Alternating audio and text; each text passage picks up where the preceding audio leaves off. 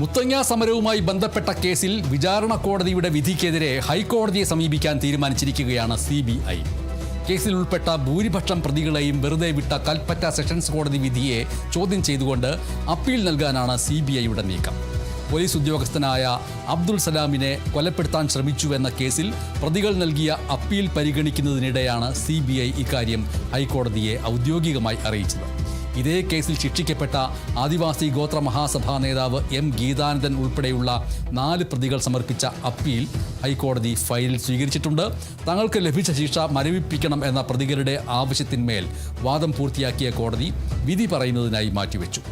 Appeal ഹർജി പരിഗണിക്കുന്നതിനിടെ പ്രതികളെ ശിക്ഷിച്ച വിചാരണ കോടതി വിധിയിൽ പ്രകടമായ ചില പിഴവുകളുണ്ട് എന്ന് ഹൈക്കോടതി നിരീക്ഷിക്കുകയുണ്ടായി. ഗൂഢാലോചനയിൽ പ്രഥമ ദൃഷ്ട്യാ കുറ്റം നിലനിൽക്കുമെന്ന് കേസിൻ്റെ അന്തിമ വിധിന്യായത്തിൽ വിചാരണ കോടതിക്ക് എങ്ങനെയാണ് പരാമർശിക്കാൻ സാധിക്കുക എന്ന് ഹൈക്കോടതി ചോദ്യം ചെയ്തു.